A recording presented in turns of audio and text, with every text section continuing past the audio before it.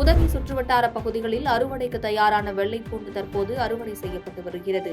நீலகிரி மாவட்டத்தில் தேயிலை சாகுபடிக்கு அடுத்தபடியாக மலை காய்கறிகள் விவசாயம் பிரதானமாக உள்ளது.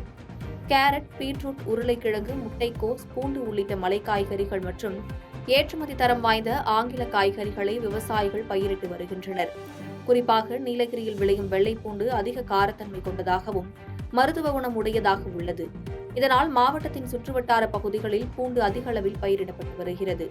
இந்நிலையில் அறுவடைக்கு தயாரான வெள்ளைப்பூண்டுகளை விவசாய நிலங்களில் தரம் பிரித்து சந்தைக்கு அனுப்பும் பணியில் விவசாயிகள் ஈடுபட்டுள்ளனர். இதனால் விவசாயிகள் மகிழ்ச்சியடைந்துள்ளனர். பாதகம் செய்பவரை கண்டால் நாம் பயங்கொள்ளலாகாது பாப்பா, மோதி மிதித்து விடு பாப்பா, அவர் முகத்தில் உமிழ்ந்து விடு பாப்பா. அண்மை செய்திகளை உடனுக்குடன் தெரிந்து கொள்ள இணைந்திருங்கள் இயம்நாடு தொலைக்காட்சியுடன்.